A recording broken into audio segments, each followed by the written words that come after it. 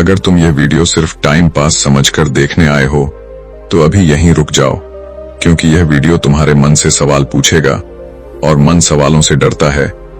लेकिन अगर तुम उन लोगों में से हो जो रात को सब सो जाने के बाद भी अपने दिमाग की आवाज से परेशान रहते हैं, जो बाहर से मुस्कुराते हैं लेकिन अंदर ही अंदर टूटते रहते हैं, जिन्हें लगता है कि उनका मन उनके कंट्रोल में नहीं है, तो यह वीडियो तुम्हारे लिए है। क्योंकि आज हम बात करने वाले हैं उस ज्ञान की जिसे बुद्ध ने भीड़ के लिए नहीं बल्कि जागने वालों के लिए बताया था। और यह ज्ञान सुनने के लिए नहीं, जीने के लिए है।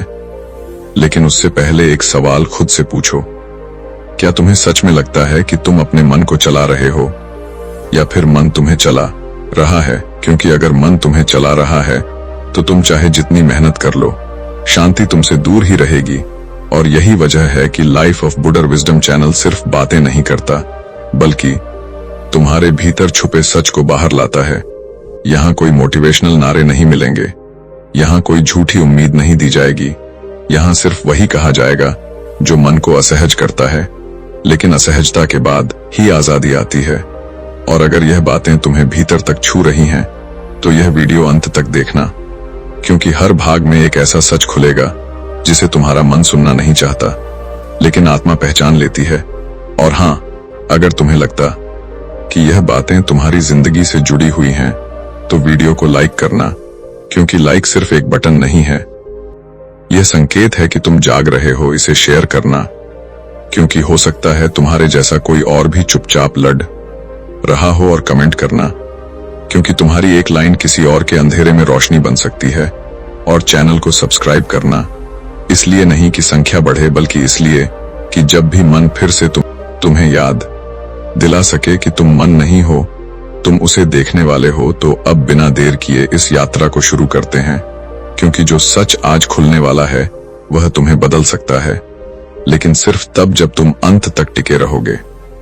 अगर तुम यह वीडियो अंत तक देख लेते हो तो तुम्हें पहली बार समझ आएगा कि तुम्हारा मन तुम्हारा दोस्त नहीं है बल्कि तुम्हारा सबसे बड़ा दुश्मन है। और बुद्ध ने इसी दुश्मन को हराने की ऐसी विधि बताई थी जिसे आज की दुनिया में कोई खुलकर नहीं बताता।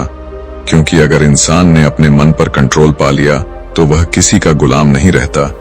और यही बात इस वीडियो को खतरनाक बनाती है, क्योंकि जो सच आज मैं बताने जा रहा हूं वह तुम्हारी रोज की जिंदगी से जुड़ा है, तुम्हारी चिंता से जुड़ा है, तुम्हारे डर से जुड़ा है, तुम्हारी असफलता से जुड़ा है, और सबसे ज्यादा तुम्हारे उस सवाल से जुड़ा है जो तुम रात को अकेले में खुद से पूछते हो कि मेरा मन मेरे कंट्रोल में क्यों नहीं रहता।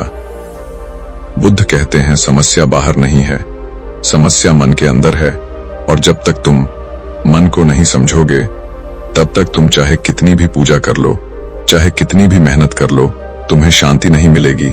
क्योंकि मन एक पागल बंदर की तरह है जो हर सेकंड एक नई दिशा में भागता है, कभी भूतकाल में ले जाता है, कभी भविष्य के डर में डाल देता है, और वर्तमान को पूरी तरह से चूस लेता है। और यहीं से इंसान कमजोर होता है। लेकिन बुद्ध ने कहा था, अगर तुम मन को देखना सीख गए तो मन खुद शांत हो जाएगा। और यही पहली विधि की नींव है। लेकिन उससे पहले एक सवाल खुद से पूछो, क्या तुमने कभी गौर किया है कि जब तुम अकेले होते हो तब भी तुम्हारा मन चुप नहीं रहता?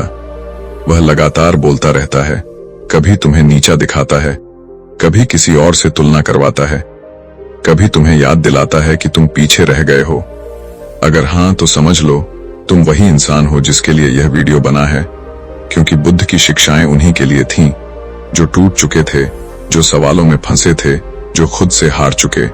और अब पहली विधि शुरू होती है, लेकिन ध्यान से सुनना, क्योंकि अगर यह समझ में नहीं आई तो आगे की 4 विधियां भी बेकार हो जाएंगी। बुद्ध की पहली और सबसे खतरनाक विधि थी, मन को रोकने की कोशिश मत करो, मन को देखो। क्योंकि जैसे ही तुम मन को रोकने की कोशिश करते हो वह और तेज भागने लगता है। ठीक वैसे जैसे पानी को मुट्ठी में पकड़ने की कोशिश करो तो वह फिसल जाता है, लेकिन अगर तुम हथेली खोल दो तो पानी टिक जाता है। बुद्ध कहते हैं तुम अपने विचार नहीं हो, तुम विचारों को देखने वाले हो। और जैसे ही यह फर्क तुम्हारे अंदर बैठ गया उसी दिन से मन का कंट्रोल शुरू हो जाता है। लेकिन यहाँ दिमाग चाल चलता है, वह कहता है यह सब बकवास है, मैं अपने विचारों को कैसे देख सकता हूँ। और यही 90% लोग फेल हो जाते हैं क्योंकि वे सुनते हैं, समझते नहीं हैं। इसलिए अब एक प्रयोग करो। अभी इसी पल जब तुम यह सुन रहे हो, अपने मन में चल रही आवाज को सुनो। बस सुनो, उसे बदलने की कोशिश मत करो, उसे अच्छा या बुरा मत कहो। सिर्फ देखो कि विचार आ रहा है और जा रहा है, और जिस पल तुमने यह देखा उसी पल तुम विचार से अलग हो गए। और यही बुद्ध की पहली विजय है, लेकिन यह विजय बहुत नाजुक होती है। अगर तुमने इसे रोज अभ्यास में नहीं बदला तो मन फिर से मालिक बन जाएगा। इसलिए बुद्ध ने कहा था, जागते हुए सोना सीखो और सोते हुए जागना सीखो। मतलब जब तुम काम कर रहे हो तब भी अपने मन को देखो, जब तुम गुस्सा हो तब भी अपने मन को देखो, जब कोई तुम्हें इग्नोर करे तब भी अपने मन को देखो।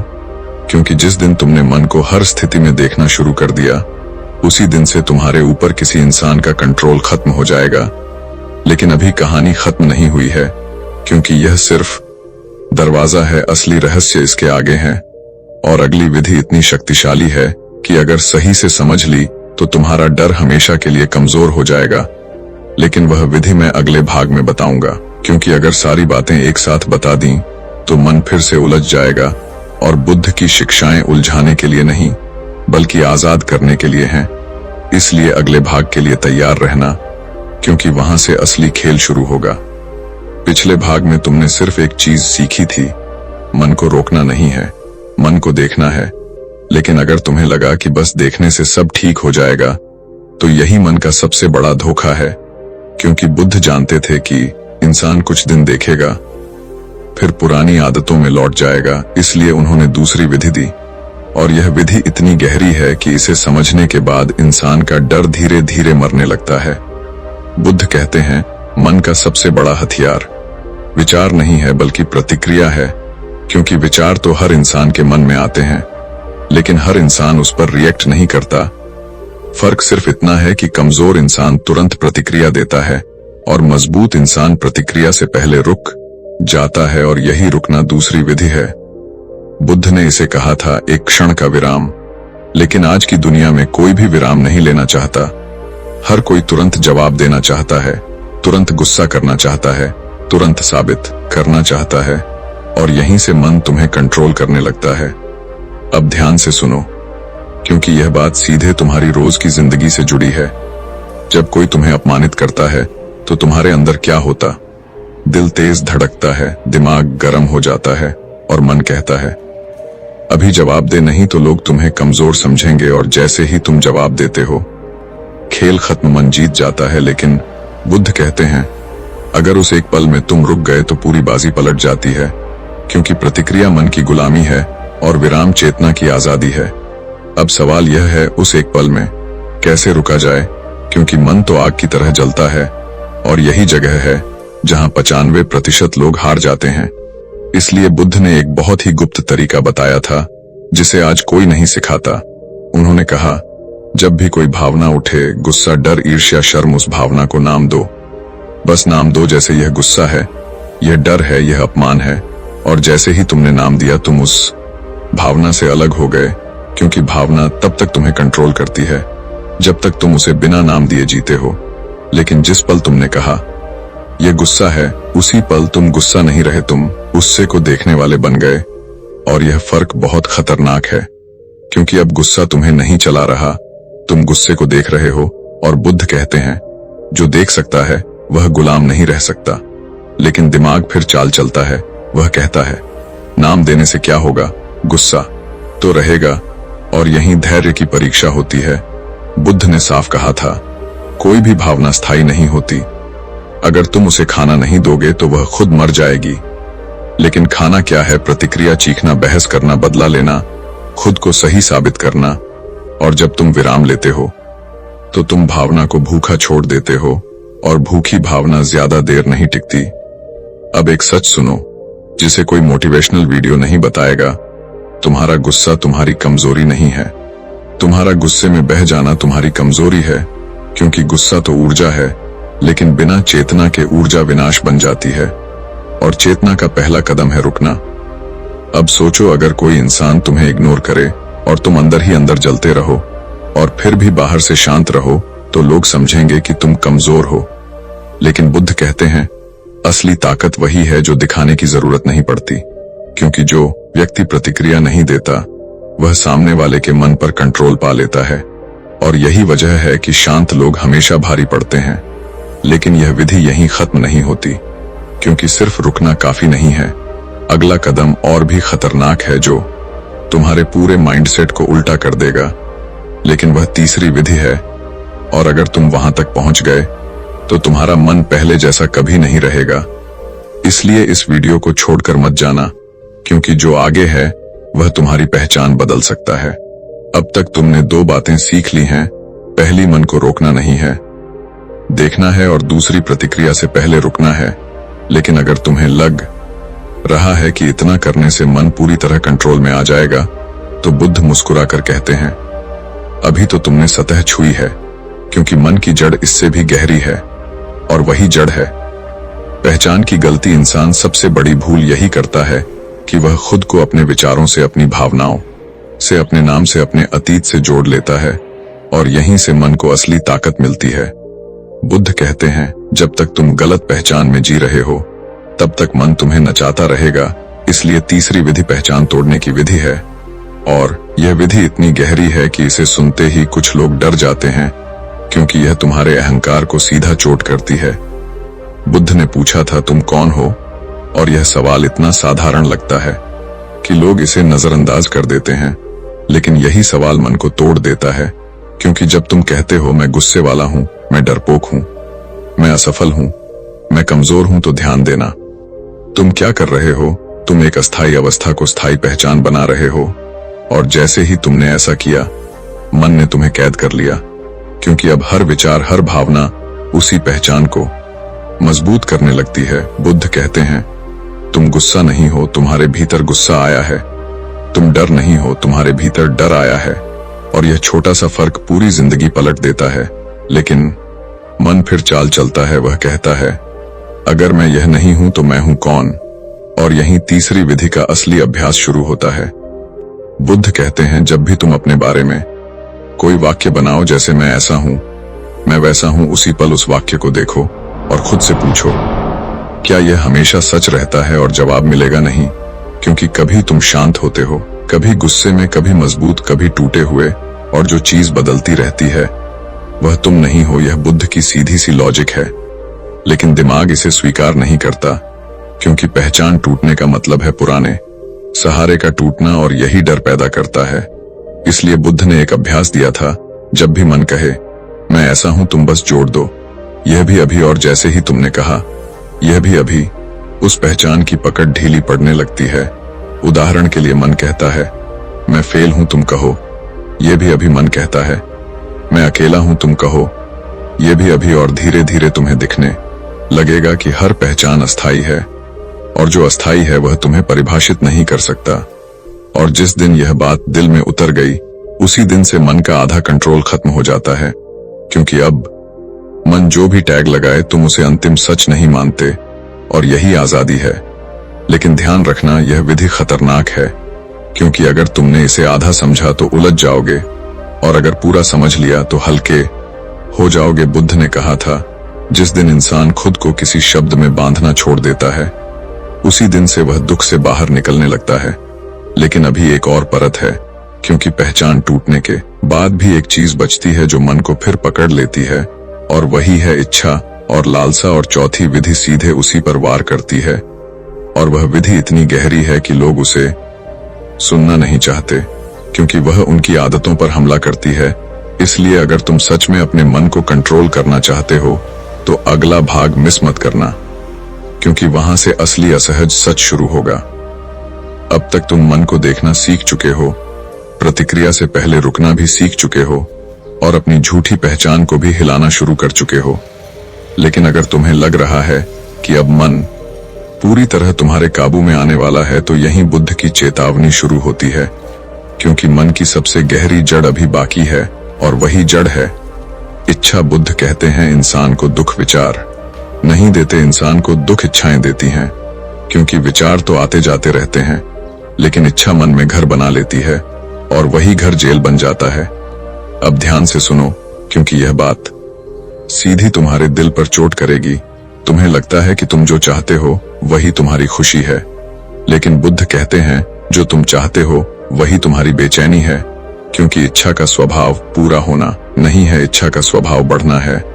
आज तुम कुछ चाहते हो, कल उससे ज्यादा, और जिस दिन इच्छा पूरी हो जाती है उसी दिन नई इच्छा जन्म ले लेती है, और यही अंतहीन चक्र मन को पागल बना देता है।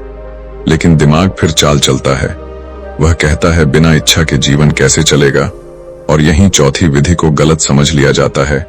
बुद्ध इच्छा खत्म करने को नहीं कहते, बुद्ध इच्छा को देखने को कहते हैं। फर्क बहुत गहरा है। बुद्ध कहते हैं जब भी मन कुछ मांगे तुरंत मत भागो, तुरंत खुद से पूछो क्या यह आवश्यकता है या आदत, क्योंकि आवश्यकता सीमित होती है और आदत असीमित, और मन ज्यादातर आदतों को आवश्यकता बनाकर पेश करता है। अब सोचो, जब तुम बार बार फोन देखते हो क्या वह आवश्यकता है या आदत? जब तुम बार बार किसी का मैसेज चेक करते हो क्या वह आवश्यकता है या आदत? जब तुम बार बार खुद को दूसरों से तुलना करते हो क्या वह आवश्यकता है या आदत? और जैसे ही तुमने यह सवाल पूछा मन कमजोर पड़ने लगता है, क्योंकि मन सवालों से डरता है। बुद्ध ने कहा था इच्छाओं को दबाओ मत, क्योंकि दबाई गई इच्छा और जहरीली हो जाती है। बस उसे पूरा भी मत करो, उसे देखो और उसे समय दो, क्योंकि समय इच्छा की असली परीक्षा है।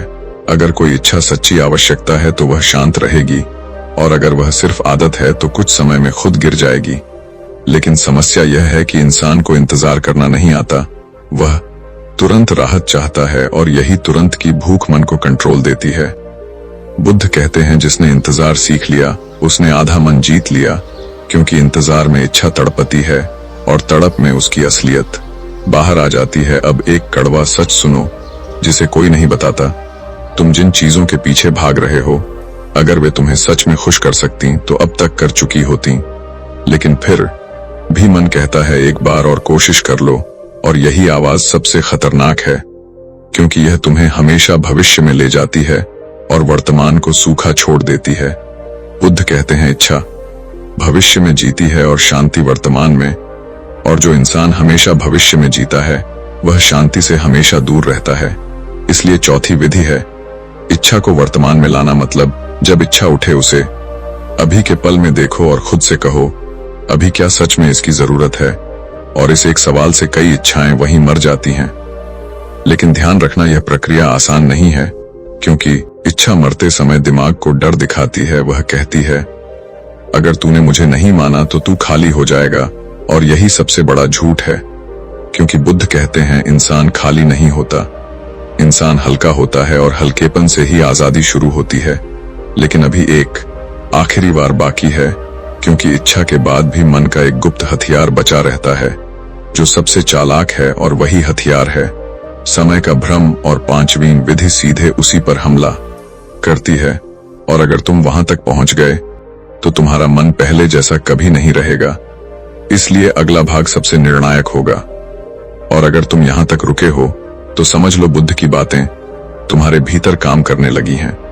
अब तक तुम बहुत अंदर आ चुके हो, और यहां तक पहुंचने वाला हर इंसान वापस पहले जैसा नहीं रहता, क्योंकि अब तक तुमने मन को देखना सीखा, प्रतिक्रिया से पहले रुकना सीखा, झूठी पहचान को ढीला करना सीखा, और इच्छा की असलियत को पहचानना सीखा।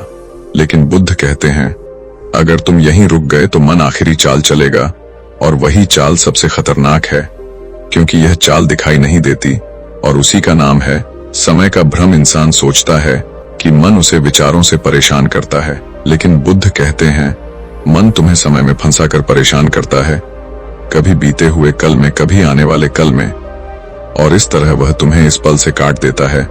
और जो इंसान इस पल से कट गया वह कमजोर हो जाता है, क्योंकि शक्ति हमेशा अभी में होती है।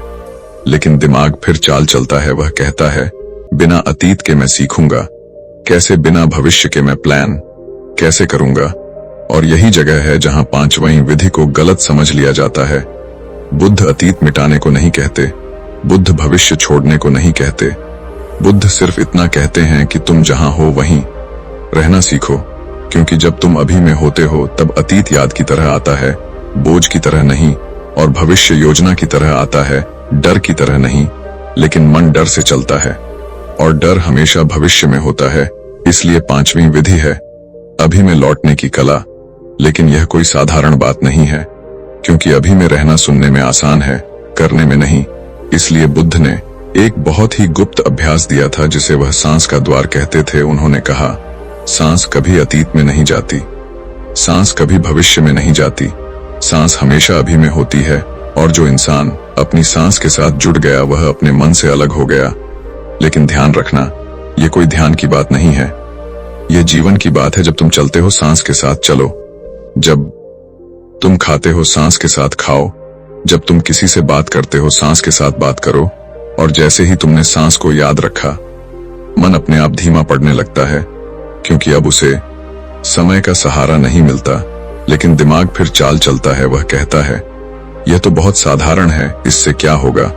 और यही मन की आखिरी चाल है, क्योंकि जो चीज साधारण लगती है वही सबसे शक्तिशाली होती है। बुद्ध कहते हैं मन को हराने के लिए बड़ी तपस्या नहीं चाहिए, छोटी जागरूकता काफी है। लेकिन वह जागरूकता निरंतर होनी चाहिए, एक पल के लिए नहीं, हर पल के लिए। क्योंकि एक पल की जागरूकता तुम्हें शांति दिखाती है और निरंतर जागरूकता तुम्हें आजाद करती है। अब एक ऐसा सच सुनो जिसे सुनकर तुम्हारा नजरिया बदल सकता है।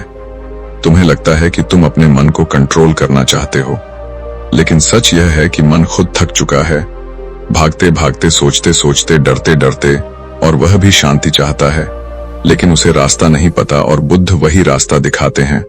वह कहते हैं मन को दुश्मन मत बनाओ, मन को समझो। क्योंकि जिस दिन तुमने मन से लड़ना छोड़ दिया, उसी दिन मन तुम्हारे साथ चलने लगेगा। और यही पांचों विधियों का अंतिम सार है। देखना, रुकना, पहचान, तोड़ना, इच्छा को समझना और अभी में लौटना। अगर इन पांचों को एक साथ जिया जाए तो मन अपने आप शांत हो जाता है, बिना जबरदस्ती, बिना दबाव, बिना संघर्ष। और यही बुद्ध की सबसे खतरनाक शिक्षा है, क्योंकि यह तुम्हें किसी पर निर्भर नहीं बनाती, न किसी गुरु पर, न किसी किताब पर, न किसी मंदिर पर, बल्कि तुम्हें खुद पर लौटा देती है। और यही वजह है कि यह ज्ञान हर जगह खुलकर नहीं सिखाया जाता, क्योंकि जो इंसान खुद पर लौट आया उसे कोई चला नहीं सकता। लेकिन अगर तुम यहां तक रुके हो, अगर तुमने यह सब सुना है और अंदर कुछ हिला है, तो समझ लो यह सिर्फ वीडियो नहीं था, यह तुम्हारे भीतर शुरू हुई एक प्रक्रिया थी। और अब सवाल यह नहीं है कि मन कैसे कंट्रोल होगा, सवाल यह है कि क्या तुम रोज इन बातों को जीने की हिम्मत रखोगे। क्योंकि बुद्ध कहते हैं ज्ञान जो जिया न जाए वह बोझ बन जाता है, और बोझ फिर मन को भारी कर देता है। इसलिए अगर तुम सच में अपने मन को कंट्रोल करना चाहते हो, तो इन विधियों को याद मत रखो, इन्हें जियो। और फिर देखो कैसे वही मन जो कभी तुम्हें तोड़ता था, वही मन तुम्हारा सबसे बड़ा सहारा बन जाता है। अब तक तुमने जो सीखा है वह सुनने में शांत लगता है, लेकिन जीने में खतरनाक है। क्योंकि जैसे ही इंसान थोड़ा जागरूक होता है, मन सबसे आखिरी और सबसे चालाक खेल शुरू करता है। और यही वह चरण है जहां ज्यादातर लोग गिर जाते हैं और सोचते हैं कि यह बुद्ध की शिक्षा काम नहीं करती, जबकि सच यह है कि यहीं से असली परीक्षा शुरू होती है। बुद्ध कहते हैं जब मन को लगने लगता है कि अब उस पर कंट्रोल आ रहा है, तब वह आध्यात्मिक बन जाता है, वह खुद को सही साबित करने लगता है। वह कहता है देखो मैं कितना शांत हो गया हूं, देखो मैं कितना अलग हूं। और यहीं से नया अहंकार जन्म लेता है। और यह अहंकार पुराने अहंकार से भी ज्यादा खतरनाक होता है, क्योंकि यह खुद को ज्ञान के कपड़े पहनाता है। अब ध्यान से सुनो, क्योंकि यह बात बहुत कम लोग समझ पाते हैं। जब तुम मन को देखना शुरू करते हो, जब तुम प्रतिक्रिया से पहले रुकते हो, जब तुम इच्छाओं को पहचानते हो, तब मन एक नई चाल चलता है। वह तुम्हें दूसरों से ऊपर महसूस करवाने लगता है। वह कहता है वे सब सोए हुए, यह मैं जाग गया हूं। और यही सोच सबसे बड़ा जाल है। बुद्ध ने साफ कहा था, अगर तुम्हें लगे कि तुम दूसरों से बेहतर हो तो समझ लो मन ने फिर से तुम्हें पकड़ लिया है। क्योंकि जागरूकता का पहला लक्षण विनम्रता है, श्रेष्ठता नहीं। लेकिन दिमाग फिर सवाल उठाता है, अगर मैं आगे बढ़ रहा हूं तो फर्क तो दिखेगा।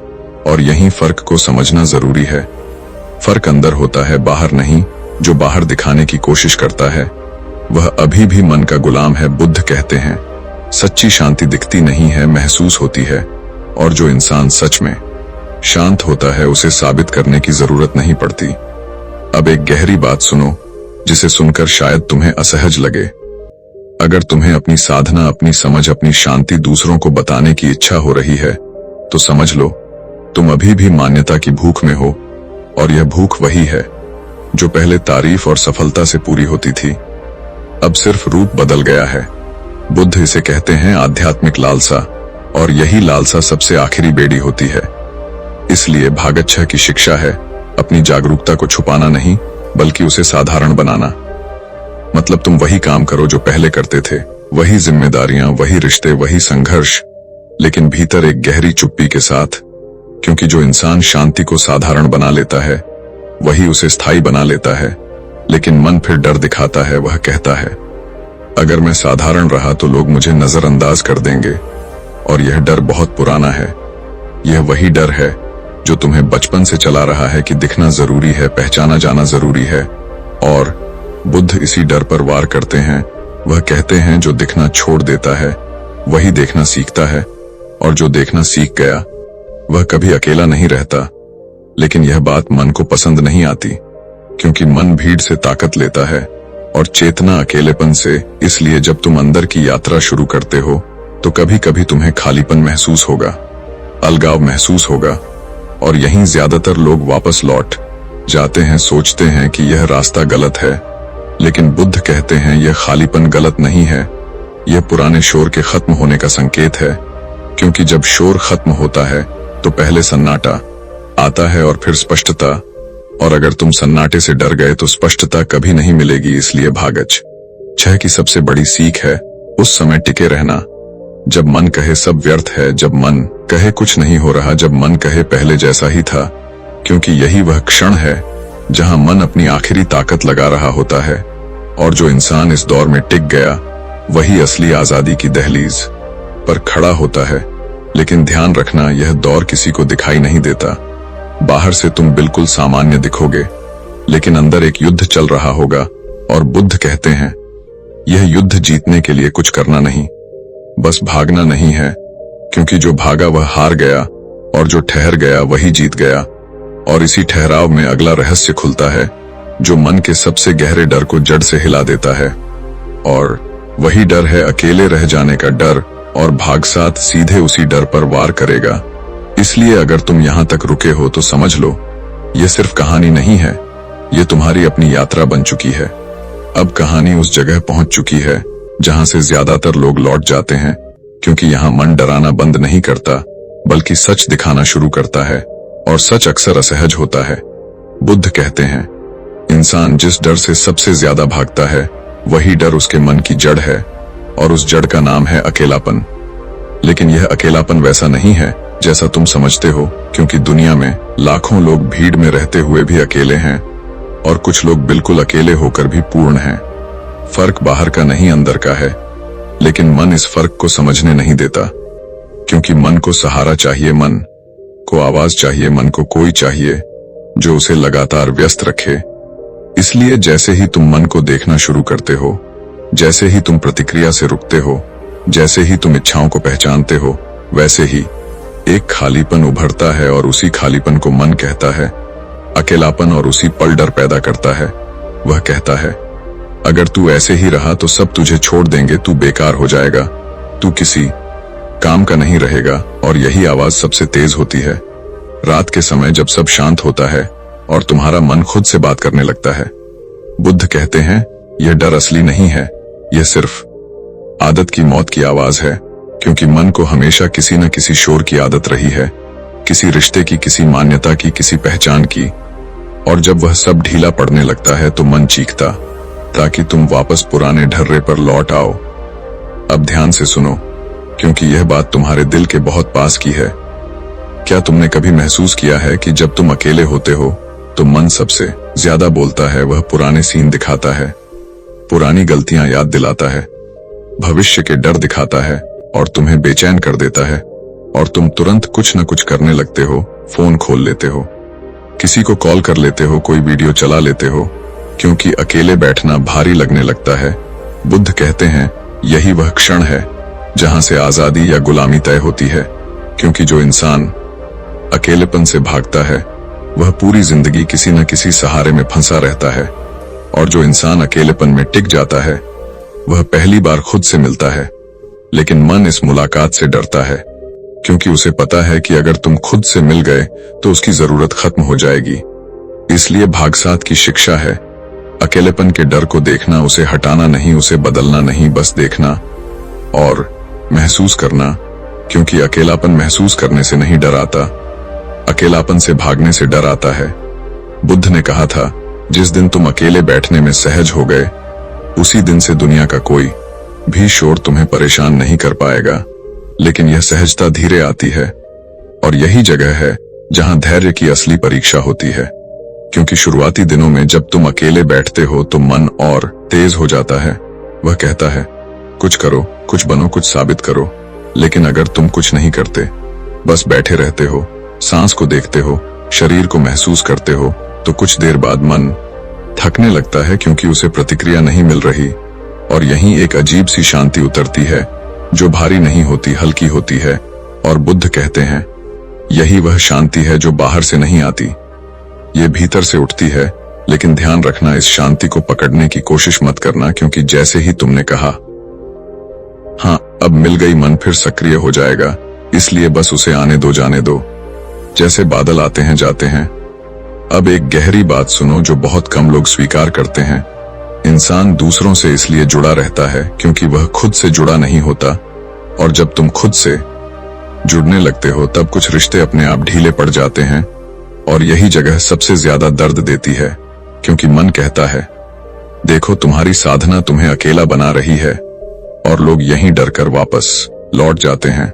लेकिन बुद्ध कहते हैं, यह अलगाव स्थायी नहीं है, यह संक्रमण है। जैसे बीज टूटता है तभी पौधा बनता है, और अगर बीज टूटने से डर जाए तो कभी पेड़ नहीं बन सकता। इसलिए अगर तुम्हें इस रास्ते पर चलते हुए कभी लगे कि लोग समझ नहीं पा रहे, कि तुम बदल रहे हो, कि तुम पहले जैसे नहीं रहे, तो खुद को दोष मत देना।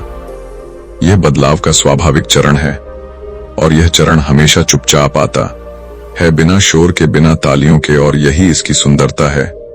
लेकिन अभी एक और डर बाकी है जो इस अकेलेपन के नीचे छुपा होता है, और वही डर है बेकार हो जाने का डर। कि अगर मैं प्रतिक्रिया नहीं दूंगा, अगर मैं साबित नहीं करूंगा तो मेरी कीमत क्या रहेगी। और भागाठ सीधे इसी डर की जड़ पर हाथ रखेगा, और वह हिस्सा बहुत लोगों को हिला देता है। इसलिए अगर तुम यहां तक टिके हो तो समझ लो, तुम सिर्फ सुन नहीं रहे, तुम अंदर से बदल रहे हो। अब तुम उस डर के सामने खड़े हो जो इंसान को पूरी जिंदगी दौड़ाता रहता है, और वह डर है बेकार हो जाने का डर। यह डर इतना पुराना है कि इंसान इसे अपनी आवाज समझ बैठता है। मन कहता है, अगर तूने साबित नहीं किया, अगर तूने दिखाया नहीं, अगर तूने हासिल नहीं किया तो तू कोई नहीं है। और यही आवाज इंसान को थकाती है। लेकिन बुद्ध कहते हैं, यह आवाज तुम्हारी नहीं है, यह समाज की उधार ली हुई आवाज है जो बचपन से तुम्हारे भीतर बैठा दी गई है। अब ध्यान से सुनो, क्योंकि यह बात सीधे तुम्हारे जीवन के पैटर्न को खोल देगी। बचपन में जब तुम कुछ अच्छा करते थे तो तारीफ मिलती थी, जब गलती करते थे तो डांट मिलती थी, और धीरे धीरे मन ने यह सीख लिया कि मेरी कीमत मेरे काम से जुड़ी है। और यहीं से मन ने खुद को साबित करने की दौड़ शुरू कर दी। पढ़ाई में नंबर लाओ तो अच्छे हो, नौकरी में आगे बढ़ो तो अच्छे हो, रिश्तों में सबको खुश रखो तो अच्छे हो। और अगर इनमें से कुछ भी हिल जाए तो मन कहता है तुम बेकार हो। और यही डर सबसे खतरनाक है, क्योंकि यह डर इंसान खुद से दूर कर देता है। बुद्ध कहते हैं, जब इंसान अपनी कीमत बाहर से तय करता है तो वह हमेशा डर में जीता है, क्योंकि बाहर कुछ भी स्थायी नहीं है। अब एक सवाल खुद से पूछो और ईमानदारी से जवाब देना, क्या तुम कभी बिना कुछ किए खुद को ठीक महसूस कर पाते हो? अगर जवाब नहीं है तो समझ लो, यह डर तुम्हारे मन की जड़ में बैठा है, क्योंकि मन को खाली बैठना बेकार लगने लगता है। और यही जगह है जहां बुद्ध की शिक्षा सबसे ज्यादा टकराती है। दुनिया से बुद्ध कहते हैं, तुम्हारी कीमत तुम्हारे होने से है, तुम्हारे करने से नहीं। लेकिन यह वाक्य सुनने में सुंदर लगता है, जीने में बहुत भारी, क्योंकि अगर यह सच मान लिया तो पूरी दौड़ रुक जाती है। और मन को दौड़ पसंद है, क्योंकि दौड़ में उसे कभी खुद को देखने का समय नहीं मिलता। इसलिए भागाठ की शिक्षा है बिना उद्देश्य के बैठना, बिना साबित किए रहना, बिना पहचान के जीना कुछ समय के लिए, क्योंकि यही वह अभ्यास है जो मन के इस डर को कमजोर करता है। अब ध्यान रखना, यह आलस्य नहीं है, यह चेतना का अभ्यास है। आलस्य में मन भटकता है, चेतना में मन शांत होता है। फर्क बाहर से नहीं दिखता, लेकिन अंदर सब बदल जाता है। बुद्ध ने कहा था, जो इंसान खुद के साथ बैठ सकता है वह दुनिया के साथ भी सही रह सकता है, लेकिन जो खुद से भागता है वह पूरी दुनिया जीतकर भी खाली रहता है।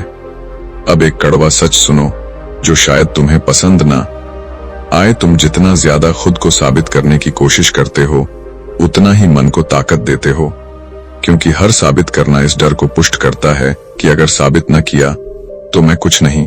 और यह डर कभी खत्म नहीं होता, सिर्फ रूप बदलता है।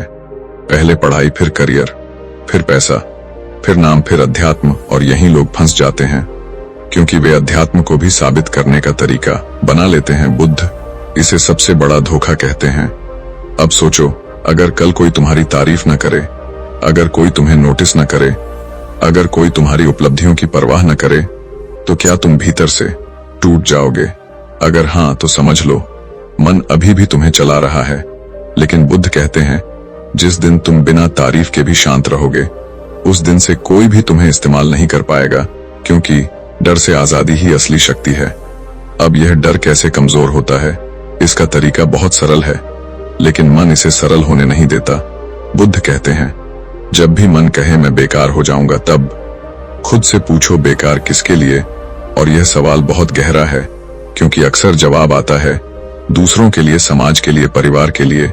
और जैसे ही यह जवाब आया, तुम समझ जाओगे कि डर तुम्हारा नहीं है, उधार का है, और उधार का डर तुम्हें चलाता रहा है। अब इस डर को देखने के बाद उसे हटाने की कोशिश मत करना, बस देखो और देखना जारी रखो, क्योंकि जो डर देखा जा चुका है वह पहले जैसा ताकतवर नहीं रहता। लेकिन यहाँ मन एक आखिरी चाल चलता है। वह कहता है, अगर मैं यह सब छोड़ दूं तो जीवन का अर्थ क्या रहेगा?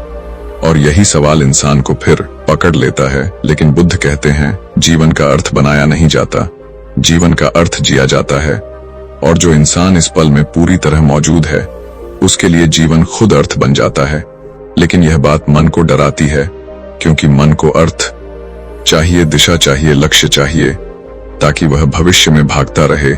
इसलिए भागाठ का सार यह है कि जब तक तुम अपनी कीमत को बाहर के पैमाने से नापते रहोगे, तब तक मन तुम्हें डराता रहेगा।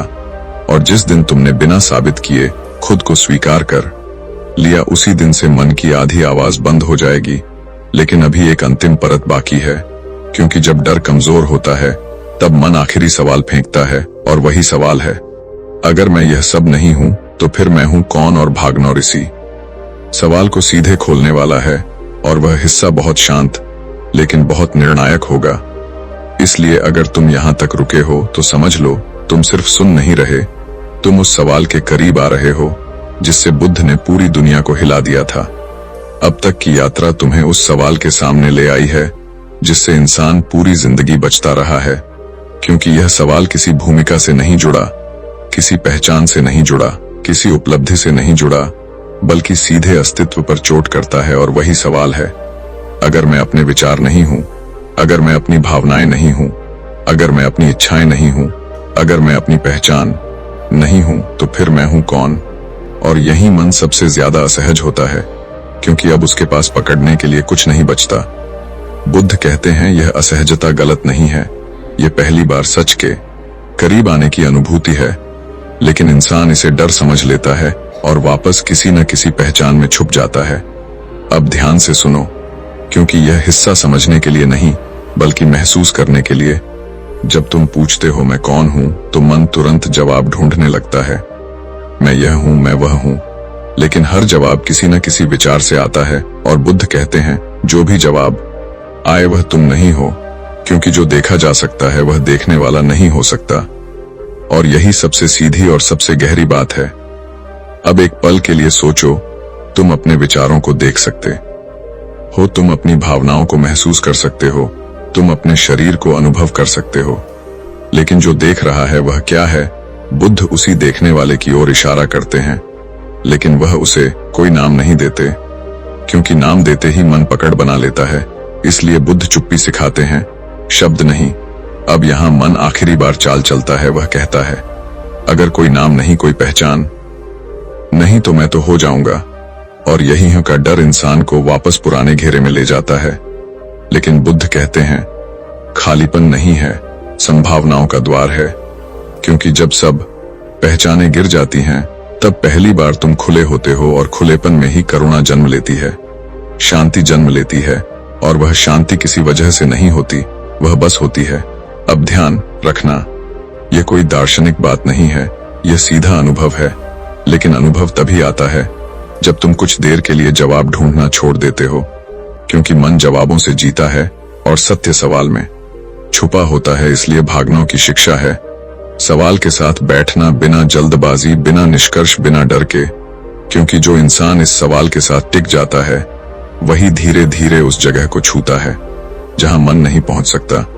बुद्ध ने कहा था, जब खोजने वाला थक जाता है, तब खोज खत्म होती है। और वही थकान सबसे पवित्र है, क्योंकि यह हार नहीं है, यह समर्पण है। अब एक गहरी बात सुनो, जो बहुत कम लोग स्वीकार करते हैं। इंसान ज्ञान इसलिए इकट्ठा करता है ताकि उसे इस सवाल से न जूझना पड़े। लेकिन जितना ज्यादा ज्ञान, उतना ज्यादा बचाव, और बुद्ध इसी बचाव को तोड़ते। वह कहते हैं, जानना छोड़ो, देखना शुरू करो। क्योंकि देखने में कोई बोझ नहीं होता, जानने में अहंकार होता है। और यही वजह है कि सच्चा बोध अचानक आता है, तैयारी के बाद नहीं, बल्कि तैयारी छोड़ने के बाद। अब इस हिस्से में तुम्हें कुछ अजीब महसूस हो सकता है, जैसे कोई दिशा नहीं, जैसे कुछ पकड़ में नहीं आ रहा, जैसे जमीन खिसक गई हो। और यही सही संकेत है, क्योंकि जो जमीन तुम समझ रहे थे वह झूठी थी, और उसके टूटने के बाद ही असली स्थिरता आती है। लेकिन मन इस अस्थिरता को खतरा मानता है और कहता है, जल्दी कुछ बनो, कुछ पकड़ो, कुछ तय करो। लेकिन बुद्ध कहते हैं, जो तय कर लिया गया वह सीमित है, और जो खुला छोड़ा गया वही असीम है। इसलिए अगर इस हिस्से को सुनते हुए तुम्हें बेचैनी हो रही है, तो समझ लो तुम सही जगह पर हो। क्योंकि सत्य हमेशा मन को बेचैन करता है, और झूठ हमेशा आराम देता है। अब एक अंतिम बात इस भाग के लिए ध्यान से सुनो। बुद्ध कहते हैं, तुम्हें कुछ बनने की जरूरत नहीं है, क्योंकि तुम पहले से हो। और यही बात सुनने में सबसे सरल और स्वीकार करने में सबसे कठिन है। क्योंकि अगर यह मान लिया, तो पूरी कोशिश, पूरी दौड़, पूरी पहचान गिर जाती है। और मन को यही डर लगता है, इसलिए वह तुम्हें लगातार कुछ न कुछ बनाते रहने को कहता है। लेकिन जिस दिन तुम यह देख लेते हो कि बिना बने भी तुम पूरे हो, उसी दिन से मन तुम्हें चला नहीं पाता। क्योंकि अब उसके पास लालच भी नहीं, डर भी नहीं। और यही वह बिंदु है जहां यात्रा खत्म नहीं होती, बल्कि जीवन सच में शुरू होता है।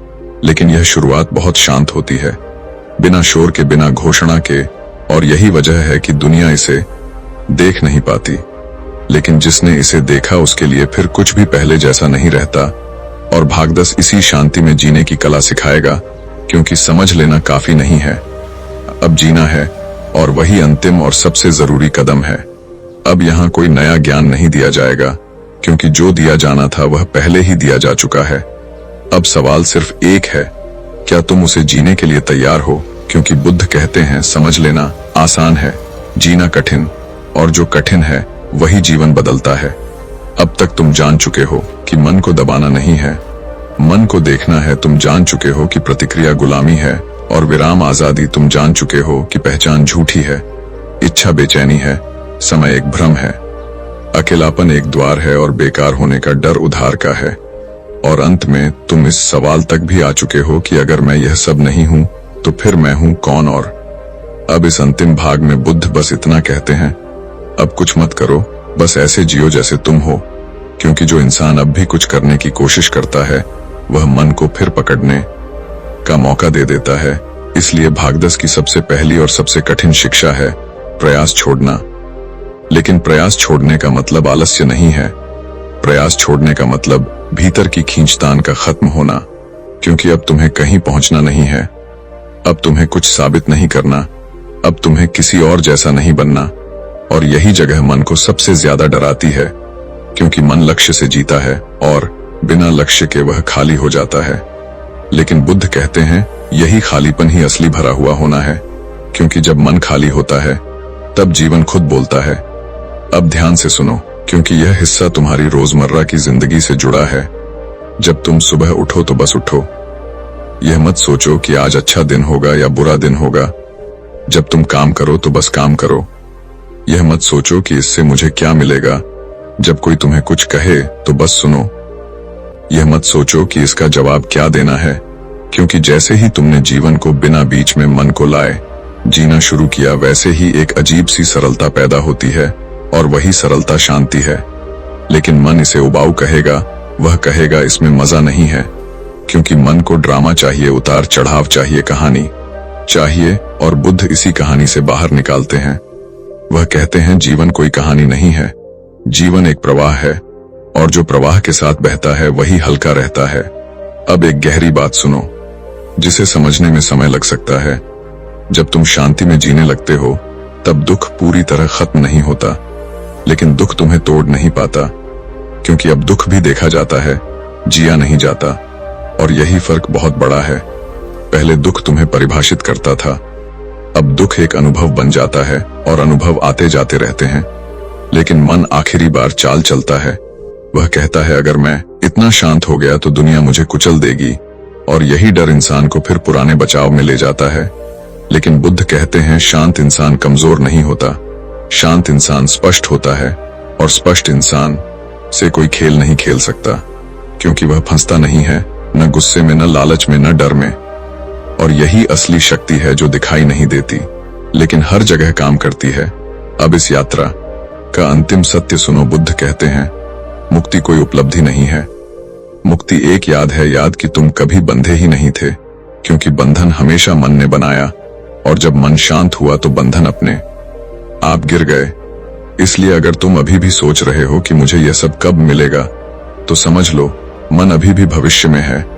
और अगर तुम बस इस पल को महसूस कर पा रहे हो, बिना कुछ बदले, बिना कुछ जोड़े, बिना कुछ घटाए, तो समझ लो तुम वहीं हो जहां बुद्ध इशारा कर रहे थे।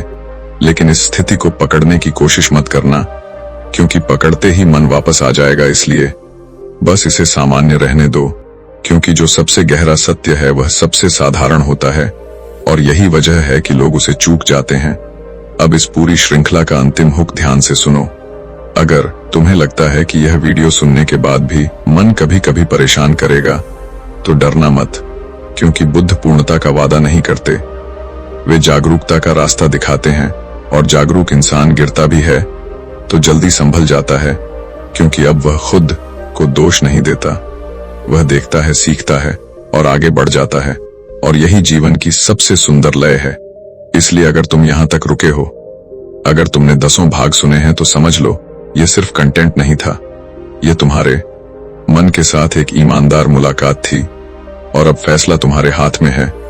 तुम चाहो तो इसे सिर्फ एक वीडियो मानकर आगे बढ़ जाओ, या चाहो तो इसे रोजमर्रा की जिंदगी में उतारो, क्योंकि बुद्ध कहते हैं सत्य कभी मजबूर नहीं करता, वह बस दरवाजा खोलता है, और उस दरवाजे से गुजरना या न गुजरना हमेशा तुम्हारा चुनाव होता है। लेकिन जो एक बार गुजर गया, उसके लिए फिर पीछे लौटना संभव नहीं होता, क्योंकि उसने देख लिया होता है, और जिसने देख लिया वह फिर अंधा नहीं बन सकता।